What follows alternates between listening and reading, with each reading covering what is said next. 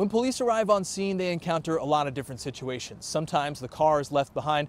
Other times it looks like this, a blank slate. So they have to start looking for clues. Things like this, a tire tread mark that can help them start piecing together what happened.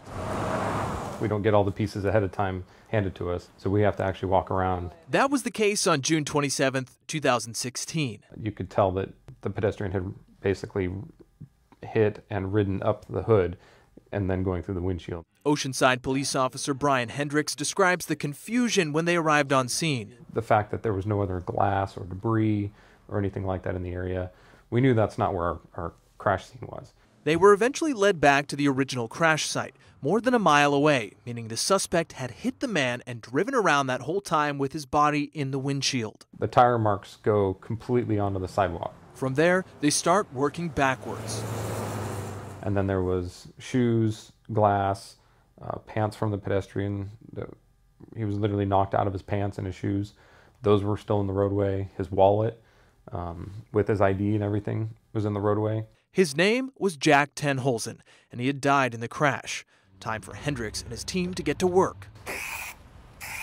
Using low-tech to high-tech gear, We just lined it up with the prism. the Major Accident Investigation Team is tasked with recreating an accurate map showing what happened. There's a lot at stake, and you want to make sure that all the evidence is there and compiled and processed in a correct fashion.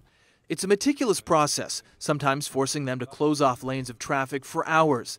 It's also a job that requires them to be on call whenever tragedy strikes. I'm running errands, or I plan on going to a kid's dance recital or something like that, or help out at their school, and I get a call out.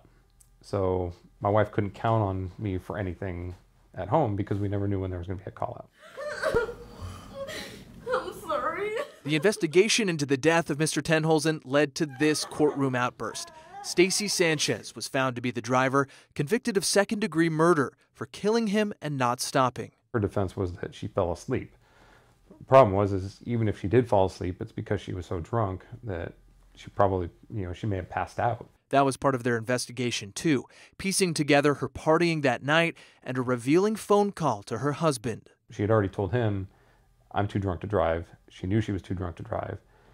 She was told by another person she was too drunk to drive, was offered a cab, and she still drove anyway. So that proves a willful negligence, a willful disregard for the safety of others. That's what he says helped them secure the second-degree murder conviction. She's now serving 15 years behind bars. I can tell you, my 5 years there, nothing was more rewarding than finding out what happened. A sense of relief, a sense of closure. Reporting in Oceanside, Matt Boone, 10 News.